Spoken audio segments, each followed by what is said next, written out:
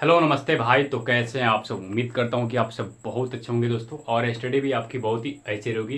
दोस्तों आज से हम लोग स्टार्ट कर रहे हैं क्लास 12 का ज्योग्राफी अर्थात भूगोल। ठीक है, और ये आपका फर्स्ट चैप्टर है और फर्स्ट चैप्टर का ये आपका फर्स्ट लेक्चर है। ठीक है, और कौन सा चैप्टर पढ़ने वाले हैं हम लोग आज? तो हम लोग आज पढ़ने वाले हैं चैप्टर जनसंख्या। ठीक है, जिसको इंग्लिश में हम लोग क्या बोलते हैं? पॉपुलेशन बोलते हैं। क्या बोलते हैं इंग्लिश में? इसको पॉपुलेशन बोलते हैं। और बहुत ही अच्छा खासा चैप्टर है, अच्छा खासा इससे ऑब्जेक्टिव भी आता है और सब्जेक्टिव भी आता है। ठीक है, तो सबसे पहले हम लोग स्टार्ट करते हैं जनसंख्या अर्थात पॉपुलेशन, आखिर ये होता क्या है। ठीक है, तो हम लोग सबसे पहले जानेंगे ना कि आखिर ये जनसंख्या जो होता है क्या होता है, जनसंख्या किसे कहते हैं। क्या तो भैया जनसंख्या किसे कहते हैं? जनसंख्या किसे कहते हैं एकदम आपको बेसिक से मैं समझाऊंगा और एकदम आपको 100% समझ में आ जाएगा। ठीक है, तो आखिर ये जनसंख्या होता क्या है? ठीक है, आइए इसको जानते हैं। ठीक है, तो देखो, जन मतलब होता है लोग, जन मतलब क्या होता है? लोग, और संख्या मतलब तो आप जानते करते हैं संख्या होता है ना, अर्थात लोगों की संख्या को हम लोग क्या बोलते हैं? जनसंख्या बोलते हैं। बात समझ में आ गई होगी। लोगों की संख्या को हम लोग क्या बोलते हैं? जनसंख्या बोलते हैं। ठीक है, जन मतलब होता है लोग और संख्या मतलब संख्या, तो लोगों की संख्या को हम लोग क्या बोलते हैं भाई? जनसंख्या बोलते हैं। ठीक है, लेकिन थोड़ा सा और इसको विस्तार पूर्वक इस डिफिनेशन को हम लोग समझते हैं। ठीक है, परिभाषित करते हैं। ठीक है, तो आइए जानते हैं जनसंख्या किसे कहेंगे। तो देखिए यहाँ पे जी, ठीक है, आयु। जनसंख्या किसे कहेंगे? ठीक है, किसी क्षेत्र में रहने वाले लोगों की संख्या को हम लोग जनसंख्या बोलते हैं। ठीक है, किसी क्षेत्र में रहने वाले लोगों की संख्या को हम लोग क्या बोलते हैं मेरे भाई? जनसंख्या बोलते हैं। जैसे मैं आपको समझाने का प्रयास करूंगा, जैसे मान लीजिए बिहार, बिहार जो है आपका एक क्षेत्र हो गया। ठीक है, तो बिहार में जितने भी लोग रहेंगे, बिहार में जितने भी लोग रहेंगे उनको हम लोग क्या बोलेंगे? ये बिहार की जनसंख्या है। आई बात आपको समझ में? जैसे मान लीजिए पश्चिमी चंपारण, ठीक है, पश्चिमी चंपारण एक आपका क्या हो गया? क्षेत्र हो गया। ठीक है, तो पश्चिमी चंपारण में जितने भी लोग रहेंगे उनको हम लोग बोलेंगे पश्चिमी चंपारण की जनसंख्या। ठीक है, जैसे मान लीजिए बेतिया, बेतिया आपका क्या हो गया? तो बेतिया आपका एक क्षेत्र हो गया, और बेतिया में जितने भी लोग रहते हैं ना उनको हम लोग बोलते हैं बेतिया की जनसंख्या। जैसे अपना गांव है, समझ लो कि जगन्नाथपुर, जगन्नाथपुर क्या हो गया? एक क्षेत्र हो गया। ठीक है, और जगन्नाथपुर में जितने भी लोग रहेंगे उनको सभी को हम लोग क्या बोलेंगे? जगन्नाथपुर की जनसंख्या। ठीक है, तो किसी क्षेत्र में रहने वाले लोगों की हम लोग क्या बोलते हैं? लोगों की संख्या को हम लोग क्या बोलते हैं भाई? जनसंख्या बोलते हैं। ठीक है, आई होप कि आपको बहुत ही अच्छी तरीका से जनसंख्या जो है आपको समझ में आ गई होगी कि किसी क्षेत्र में रहने वाले लोगों की संख्या को हम लोग क्या बोलते हैं? तो जनसंख्या बोला जाता है। ठीक है जी, कोई दिक्कत? तो कोई दिक्कत आपको नहीं हुआ होगा। ठीक है, जनसंख्या आपको समझ में आ गया। ये डिफिनेशन कभी कभी 2 मार्क्स में पूछ भी लेता है कि जनसंख्या किसे कहते हैं। ठीक है, आगे बढ़े, चलिए आगे बढ़ते हैं भाई। ठीक है, नेक्स्ट देखिए, जितना भी हमें यहाँ पे स्टार लगा के लिखे है ना, सारा का सारा जो है इंपॉर्टेंट है। ठीक है, तो इस चीजों को आप ध्यान से देखिएगा जी। ठीक है, चलिए आगे बढ़ते हैं, कुछ ज्यादा ही गर्मी है यहाँ पे। देखो भाई, ठीक है, यहाँ पे क्या कह रहा है कि 2011 की जनगणना के अनुसार, ठीक है ना, भारत की जनसंख्या जो है 121 करोड़ है ना। जब 2011 में जनगणना हुआ था उस समय, ठीक है, जो 2011 के जनगणना के अनुसार जो भारत की जनसंख्या थी कितनी थी? 121 करोड़। लेकिन अभी अभी के तत्काल में देखिए, अभी तो जनगणना नहीं हुआ है, क्योंकि 10 वर्ष पर जनगणना होता है। कितने वर्ष पर जनगणना होता है जी? प्रत्येक 10 वर्ष पर जनगणना होता है। ठीक है, तो 2011 में जनगणना हो गया था, 2011 में जनगणना हो गया था। अब कब होना था? 2021 में जनगणना होने वाला था। तब तक जो है कोरोना काल आ चुका था, इसलिए कोरोना के चलते जो है 2021 में जनगणना नहीं हुआ, और अभी तक नहीं हुआ है जनगणना। ठीक है, तो लेकिन अभी तक लगभग में समझ जाइए, अभी के बात करें ना, 2024 की बात करें, 2024 की बात करें ना, ठीक है, तो अभी जो है ना भारत की जनसंख्या 140 करोड़ से अधिक है। कितना से अधिक है जी? तो 140 करोड़ से अधिक है भारत की जनसंख्या। ठीक है, लेकिन हमें 2024 के अनुसार नहीं पढ़ना है। किसके अनुसार पढ़ना है जी? तो हमें जो है ना 2011 के अनुसार पढ़ना है बुक में। ठीक है, तो 2011 की जनगणना के अनुसार जो भारत की जनसंख्या कितनी थी? 121 करोड़ थी। ठीक है, और 2024 के अनुसार पूछे थे कितना? 140 करोड़ से अधिक थी। ठीक है, और देखो मेरे भाई, इस क्लास को मैं 24 घंटा तक ही पब्लिक रखूंगा। ठीक है, इस पूरी क्लास को मैं जो अभी पढ़ा रहा हूँ ज्योग्राफी, इसको 24 घंटे तक ही पब्लिक रखूंगा इस क्लास को। उसके बाद मैं इस वीडियो को प्राइवेट कर दूंगा। ठीक है, यूट्यूब पर ध्यान रहे। ठीक है, इस वीडियो को मैं क्या कर दूंगा? प्राइवेट कर दूंगा 24 घंटा के बाद। ठीक है, तो 24 घंटे के अंदर आप वीडियो देख ले रहे हो तो ठीक है, नहीं तो प्राइवेट हो जाएगा। ठीक है, चलो, तो इतनी बात आपको समझ में आ गई कि 2011 की जनगणना के अनुसार, ठीक है ना, भारत की जनसंख्या कितनी थी? 121 करोड़। और 2024 की जनगणना अभी तो हुआ नहीं है, लेकिन 2024 के अनुसार का है, तो भारत की जनसंख्या कितना? 100 अधिक से ज्यादा है जी। ठीक है, आगे बढ़ेंगे मेरे भाई। चलिए नेक्स्ट का, नेक्स्ट है कि जनसंख्या की दृष्टि से भारत का विश्व में दूसरा स्थान है। ठीक है, जनसंख्या की दृष्टि से भारत का विश्व में कौन सा स्थान है? दूसरा स्थान है। ठीक है, और एक पर जो है आपका चीन है। एक पर कौन है? विश्व में सबसे अधिक जनसंख्या वाला देश कौन है? तो एक पर है चीन और दो पर है आपका भारत। एक पर है चीन और दो पर है भारत। ये जो है 2011 के जनगणना के अनुसार। ठीक है, लेकिन अभी अगर हो जाए जनगणना ना, अभी 2024 में अगर जनगणना हो जाए ना, तो एक पर आ जाएगा भारत। एक पर कौन आ जाएगा? भारत, और दो पर आ जाएगा चीन, क्योंकि 2024 में ना हम लोग चीन को भी पासे छोड़ दिए हैं जनसंख्या के मामले में। चीन को भी पासे छोड़ दिए भाई। ठीक है, अब देखो, ठीक है ना, सबसे, लेकिन 2011 में जब जनगणना हुआ था ना, तो सबसे अधिक कौन था? अधिक जनसंख्या वाला देश कौन था? चीन। दो पर हम लोग आते थे। ठीक है, लेकिन अभी अगर हो जाए 2024 में ना, तो एक पर कौन आएगा? भारत। दो पर कौन आएगा? चीन। आया बात समझ में? लेकिन हमको 2024 की जनगणना नहीं पढ़ना है। ठीक है ना, क्या पढ़ना है? तो 2011 के जनगणना के अनुसार पढ़ना है। ठीक है, आई बात है आपको समझ में? तो यहाँ पे याद रखना कि जनसंख्या की दृष्टि से भारत का विश्व में कौन सा स्थान है मेरे भाई? तो दूसरा स्थान है। कौन सा स्थान है? दूसरा स्थान। ये सारा का सारा जो चीज है ऑब्जेक्टिव में पूछा जाता है, तो इस सारी चीजों को आप ध्यान में रखेंगे। कोई दिक्कत? आगे बढ़ते हैं। नेक्स्ट है, विश्व में सबसे अधिक जनसंख्या वाला देश कौन है? तो विश्व में सबसे अधिक जनसंख्या वाला देश चीन है, जो अभी आपको हम पता है कि एक पर कौन आता था? चीन आता था। ठीक है, तो विश्व में सबसे अधिक जनसंख्या वाला देश कौन है मेरे भाई? तो विश्व में सबसे अधिक जनसंख्या वाला जो देश है ना, वो चीन है। कौन है? तो चीन है। आया बात आपको समझ में? आगे बढ़ेंगे। नेक्स्ट है कि विश्व में सबसे कम जनसंख्या वाला देश कौन है? अब देखो, विश्व में सबसे अधिक जनसंख्या वाला देश तो चीन हम लोग जान गए। ठीक है, लेकिन विश्व में सबसे कम जनसंख्या वाला देश कौन है? तो वेटिकन सिटी, एक वेटिकन सिटी है देश। ठीक है ना, ये सबसे कम, विश्व में सबसे कम जनसंख्या इसी सिटी में है। कौन? वेटिकन सिटी में। आप याद रखेंगे, ऑब्जेक्टिव में कभी कभी जो है पूछ लेता है। ठीक है, आगे बढ़ेंगे। विश्व में क्षेत्रफल की दृष्टि से भारत का 7वां स्थान है। ठीक है ना, आ सकता है क्वेश्चन भाई कि विश्व में, है ना, क्षेत्रफल की दृष्टि से बताइए भारत का कौन सा स्थान है? तो 7वां स्थान है। कौन सा स्थान है मेरे भाई? तो 7वां स्थान है। और एक पर कौन है? क्षेत्रफल के अनुसार एक पर कौन है? एक पर है रूस। कौन है? एक पर है रूस। ठीक है ना, एक पर कौन है? रूस। ठीक है, और 7 पर हम लोग हैं। ठीक है, ठीक है, तो विश्व में क्षेत्रफल की दृष्टि से भारत की कौन सा स्थान है भाई? तो 7वां स्थान है। आप इसको याद कर लीजिएगा। ठीक है, आगे बढ़ते हैं भाई। नेक्स्ट है भारत। अब देखिए, विश्व में तो हो गया, अब भारत में जान लेते हैं। ठीक है, तो अभी हम लोग क्या जाने? सबसे पहले हम लोग जाने जनसंख्या किसे कहते हैं, किस क्षेत्र में रहने वाले लोगों की संख्या को हम लोग जनसंख्या बोलते हैं। उसके बाद हम लोग जाने कि 2011 की जनगणना के अनुसार भारत की जनसंख्या कितनी थी? 121 करोड़। उसके बाद जाने जनसंख्या की दृष्टि से भारत का विश्व में कौन सा स्थान है? दूसरा स्थान है। उसके बाद जाने विश्व में सबसे अधिक जनसंख्या वाला देश कौन है? चीन है। उसके बाद जाने विश्व में सबसे कम जनसंख्या वाला देश कौन है? वेटिकन सिटी है। उसके बाद हम जाने विश्व में क्षेत्रफल की दृष्टि से भारत का कौन स्थान है भाई? 7वां स्थान है। उसके बाद हम जाने भारत में सबसे अधिक जनसंख्या वाला राज्य कौन है? देखिए, भारत में, विश्व में जान लिए, अब आइए हम लोग देश में अपने आते हैं, यानी भारत में चलते हैं। ठीक है, तो आप बताओ भारत में किसमें जी? भारत में, है ना, भारत में सबसे अधिक जनसंख्या वाला राज्य कौन है? तो उत्तर प्रदेश, यानी यूपी है। कौन है भाई? उत्तर प्रदेश, यानी इसको हम लोग क्या बोलते हैं? यूपी भी बोलते हैं। ठीक है, उत्तर प्रदेश को क्या बोलते हैं? यूपी भी बोलते हैं। तो आ सकता है कि भारत में सबसे अधिक जनसंख्या वाला राज्य कौन है? तो उत्तर प्रदेश है। नेक्स्ट है, भारत में सबसे कम जनसंख्या वाला राज्य कौन है? तो सिक्किम है। कौन है भाई? सिक्किम। भारत में सबसे कम जनसंख्या वाला राज्य कौन है? सिक्किम है।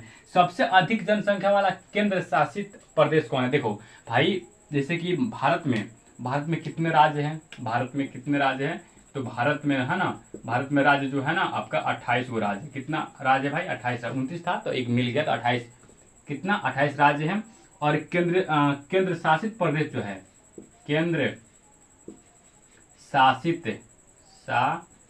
प्रदेश जो है, ठीक है ना, प्रदेश जो है 8 गो है। कै गो है भाई? 8 गो है। ठीक है, भारत में केंद्र शासित प्रदेश कितना है भाई? तो 8 है, ये याद रखिएगा। ठीक है, तो भारत में सबसे कम जनसंख्या वाला राज्य कौन है? सिक्किम हो गया। उसके बाद सबसे अधिक जनसंख्या वाला केंद्र शासित प्रदेश कौन है? केंद्र शासित प्रदेश कौन है? तो दिल्ली है। कौन है? तो दिल्ली है। ठीक है, नेक्स्ट है, सबसे कम जनसंख्या वाला केंद्र शासित प्रदेश कौन है? कौन है? तो लक्षद्वीप है। कौन है? लक्षद्वीप है। ठीक है, तो आई होप कि आपके बोर्ड पर जितनी भी बातें लिखी है, आई होप कि आपको सब के सब समझ में आ गई होगी। एक बार आप इसको देखिएगा और पढ़िएगा तो आपको पूरा समझ में आ जाएगा। तो आप एक बार इसका स्क्रीनशॉट ले लीजिए, चाहे इसको लिख लीजिए, फिर हम लोग आगे की ओर बढ़ें।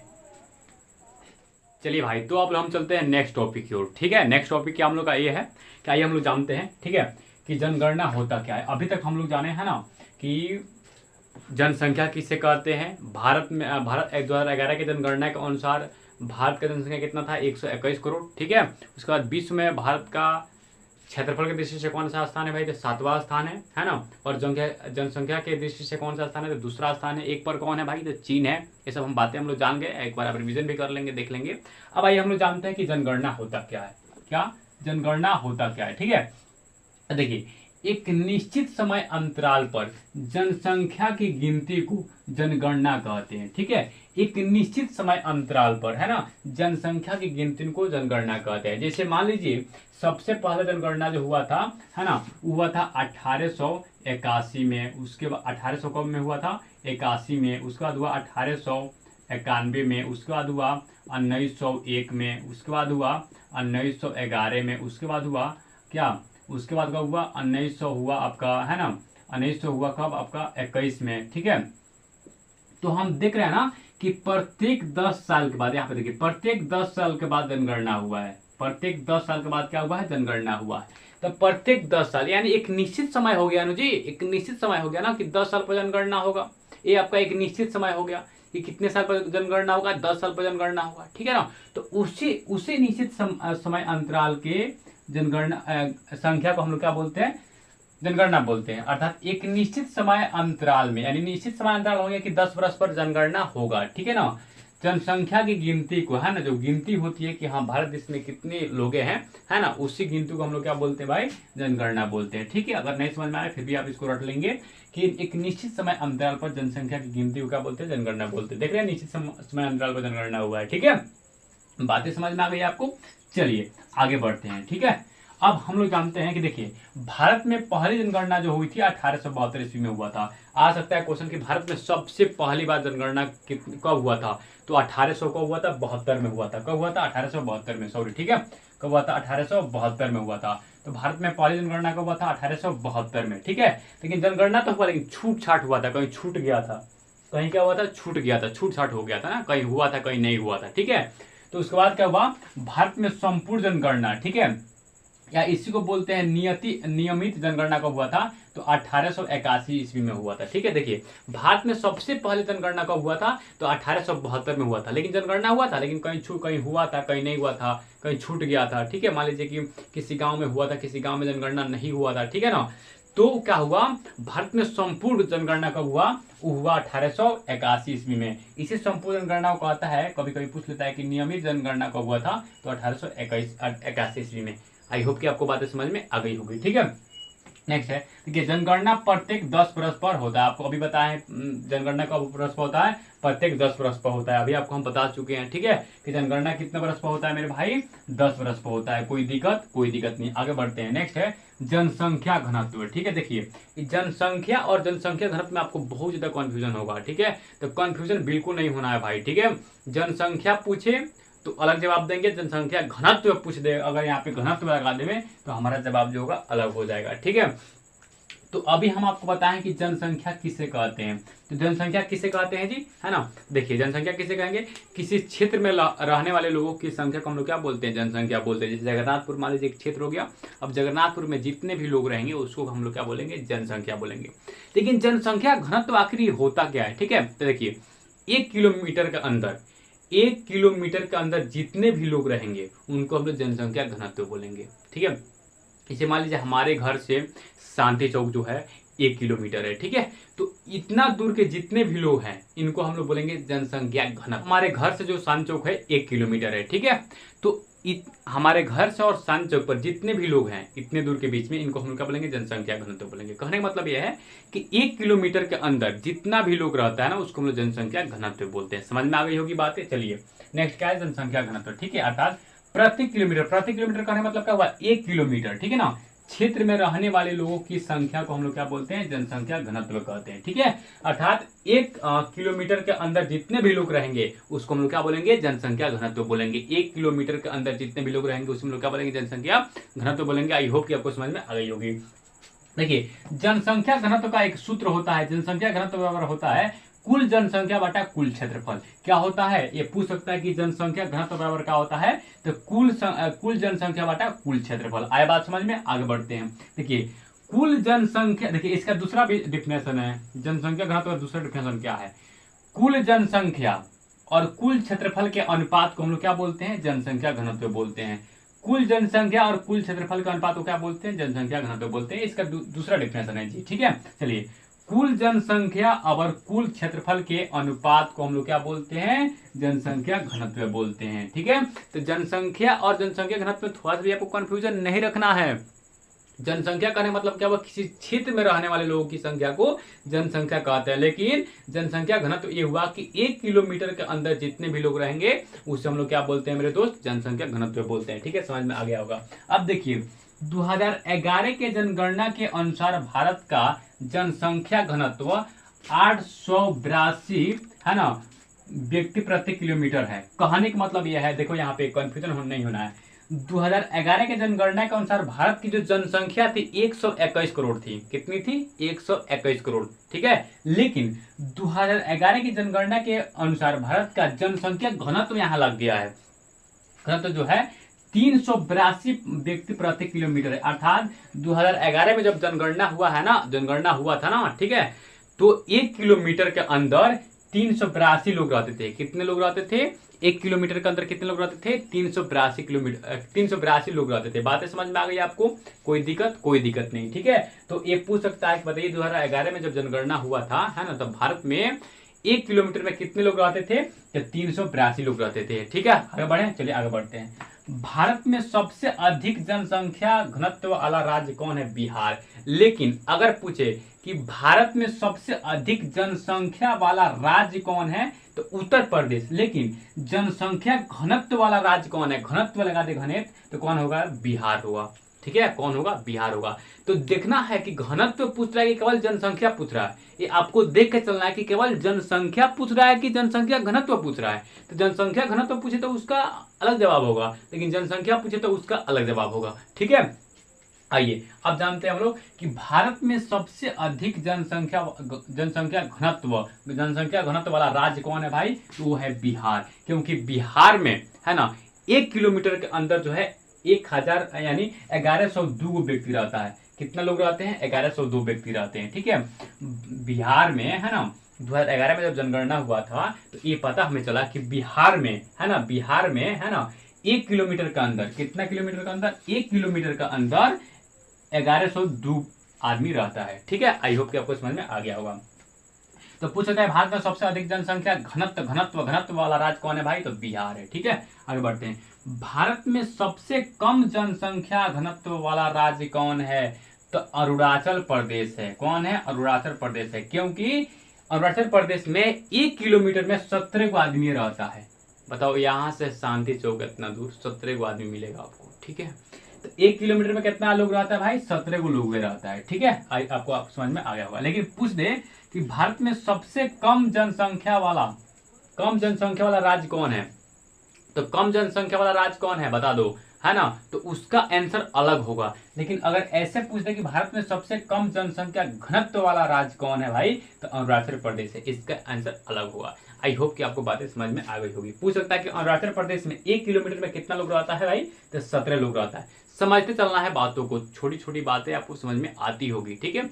एक बार नहीं समझ में आएगा वीडियो को एक बार और देखिएगा, फिर नहीं समझ में आएगा एक बार और देखिएगा, ताकि आपको पूरा समझ में आ जाए भाई, ठीक है। आगे बढ़ते हैं। नेक्स्ट क्या है, नेक्स्ट है भारत में सबसे अधिक जनसंख्या घनत्व वाला केंद्र शासित प्रदेश कौन है भाई, तो दिल्ली है, ठीक है। वैसे भी भारत में सबसे अधिक जनसंख्या वाला केंद्र शासित प्रदेश भी दिल्ली है, और जनसंख्या घनत्व वाला केंद्र शासित प्रदेश भी दिल्ली है भाई, ठीक है। देखो दिल्ली में है ना, दिल्ली में 1 किलोमीटर में कितना लोग रहता है, 11,297 लोग रहता है। दिल्ली में 1 किलोमीटर के अंदर कितना लोग रहते हैं भाई, कितने लोग रहते हैं, तो 11,297 को लोग रहता है दिल्ली में 1 किलोमीटर के अंदर। बताओ इतना लोग रहता है, ठीक है। आगे बढ़ेंगे। भारत में सबसे कम जनसंख्या घनत्व वाला केंद्र शासित प्रदेश कौन है, तो अंडमान और एक अंडमान है आपका, एक और निकोबार। कौन है, अंडमान और निकोबार है, ठीक है।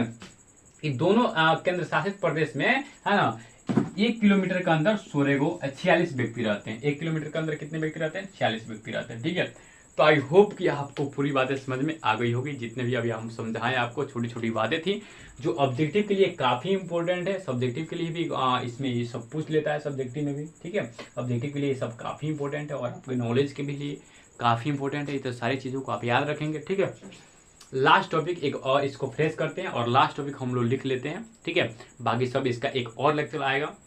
ये लेक्चर खत्म होने के बाद एक और इसका लेक्चर आएगा। ये चैप्टर जो आपका एंड हो जाएगा। बहुत ही छोट चैप्टर है, हल्का चैप्टर है। ठीक है, 2 लेक्चर में इसको हम लोग खत्म कर देंगे। तो इसको फ्रेश करते हैं। ठीक है, और छोटा सा एक जो टॉपिक बच गया उसको हम लोग लिख देते हैं। ठीक है, चलिए हम लोग मिलते हैं नहीं, इसको आप स्क्रीनशॉट लीजिए, फिर हम लोग नेक्स्ट टॉपिक को लिखे और समझे।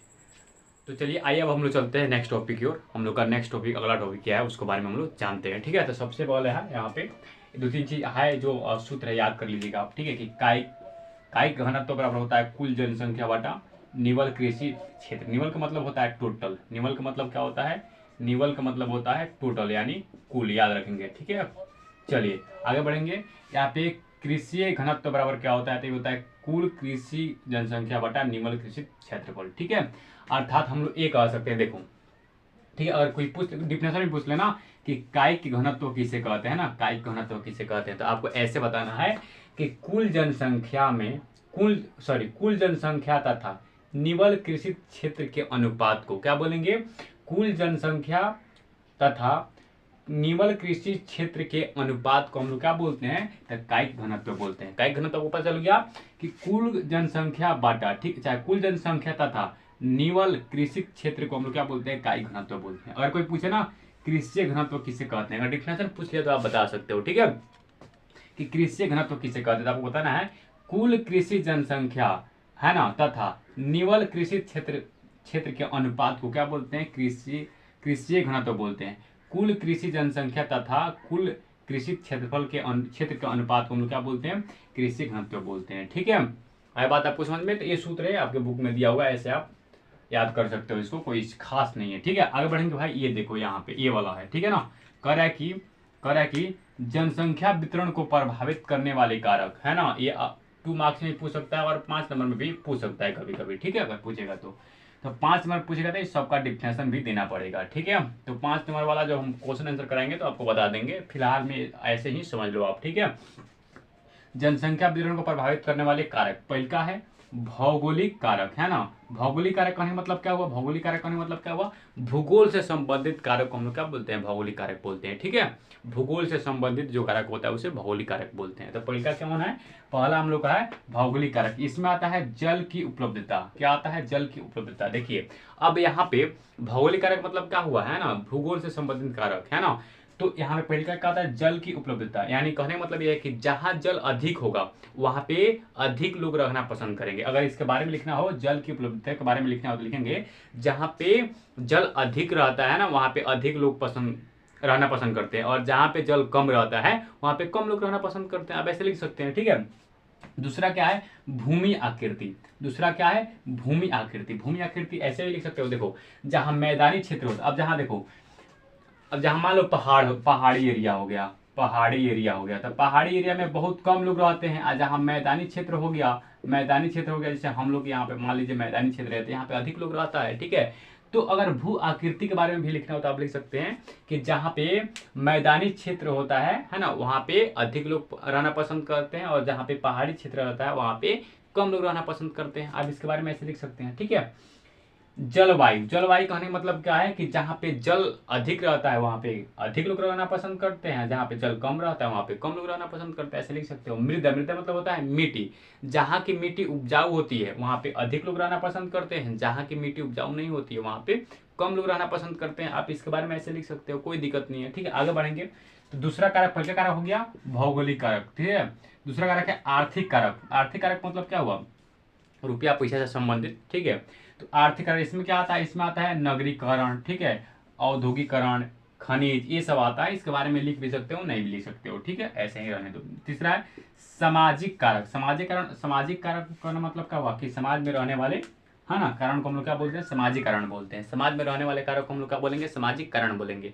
आइए यहाँ पे सबसे पहले यहाँ पे है अशांति। ठीक है, क्या है? अशांति। देखिए जहाँ पे अशांति रहेगा ना, जहाँ पे अशांति रहेगा वहाँ पे एकदम कम लोग रहना पसंद करेंगे, और जहाँ पे शांति रहेगा वहाँ पे अधिक लोग रहना पसंद करेंगे। जैसे आपके माहौल में अशांति होगा, है ना, रोज लड़ाई झगड़ा होगा, तो वहाँ पे लोग नहीं चाहेगा कि हाँ यहाँ पे हम रहें। लेकिन जहाँ पे एकदम शांत माहौल होगा वहाँ पे लोग चाहेगा कि हम क्या करें, यहाँ पे रहें। ठीक है, तो यही अशांति मतलब ऐसे आप लिख सकते हो। खराब सामाजिक वातावरण, जहाँ पे वातावरण जो है एकदम खराब रहेगा वहाँ पे बहुत कम लोग रहना पसंद करेंगे, और जहाँ पे वातावरण क्या रहेगा, अच्छा रहेगा, वहाँ पे अधिक लोग रहना पसंद करेंगे। ऐसे इस सब यही ऐसा ही लिखना है सभी के बारे में। धार्मिक घनत्व, ठीक है, जहाँ पे धार्मिक घनत्व है, यानी कहने का मतलब क्या है कि जहाँ पे धार्मिक मतलब क्या हुआ, अच्छे लोग, है ना, जहाँ पे अच्छे लोग रहेंगे वहाँ पे ज़्यादा लोग रहेंगे, जहाँ पे खराब लोग रहेंगे वहाँ पे कम लोग रहना पसंद करेंगे। यही सब चीज़ें लिखना है। नेक्स्ट है, चौथा क्या है आपका, राजनीतिक कारण। ठीक है, चौथा क्या है आपका, राजनीतिक कारण। ठीक है, तो याद रखना है कि जनसंख्या वितरण को प्रभावित करने वाले कारक कौन कौन है। एक है भौगोलिक कारक, दूसरा है आर्थिक कारण, तीसरा है सामाजिक कारक, और चौथा है राजनीतिक कारण। ठीक है, कारक यहाँ पे लिखिएगा, कारक कारक। ठीक है, इसमें क्या आता है, राजनीतिक कारक में क्या आता है, पहले का आता है अस्थिर राजनीतिक स्थिति। यहाँ पे जहाँ पे खराब राजनीतिक व्यवस्था रहेगा, जहाँ पे खराब राजनीतिक व्यवस्था रहेगा, जिस राज्य में भी, जिस जिले में भी खराब राजनीतिक व्यवस्था रहेगा वहाँ पे लोग नहीं रहना पसंद करेंगे। नेक्स्ट है खराब कानून व्यवस्था, जहाँ पे खराब कानून व्यवस्था हो, ठीक है ना, अगर किसी को गोली मार दिया गया और फिर भी पुलिस वुलिस नहीं आ रहा है भाई, ठीक है, इसका मतलब ये हुआ कि खराब कानून व्यवस्था है, तो वहाँ पे लोग रहना ही पसंद नहीं करेंगे। ठीक है, तो कोई खास चीज नहीं। अगर आपको 2 नंबर में पूछे ना, 2 नंबर में पूछे कि जनसंख्या वितरण को प्रभावित करने वाले कारक कौन कौन से हैं, तो लिखेंगे एक वो भौगोलिक कारक है, आर्थिक कारण है, आर्थिक कारक है, सामाजिक कारक है, और क्या बोलते हैं, राजनीतिक कारक है। ऐसे लिख देंगे। और 5 नंबर पूछा तो सब लिखना पड़ेगा, सबका डिफिनेशन भी लिखना पड़ेगा, जैसे हम आपको बताएं। तो 5 नंबर में हम आपको बता देंगे, ठीक है ना, सब्जेक्टिव क्वेश्चन कराएंगे तो आपको बता देंगे। ऐसे आप इसको लिख सकते हो। ठीक है, और अभी तक हम जो भी चीज़ें पढ़ा है आप उसको बढ़िया से देख लीजिए, समझ लीजिए। एक और बात देखिए, अभी हम आपको बताए हैं कि भारत में राज्य क्या है, तो भारत में राज्य जो है 28 को आप जानते हैं। ठीक है, लेकिन आप ये बात जानते हैं कि भारत में राज्य जो है ना ये 29 गो राज्य है। कितने राज्य है, 29 को। तो ये जो था ना 2011 के जनगणना के अनुसार 29 गो राज्य था।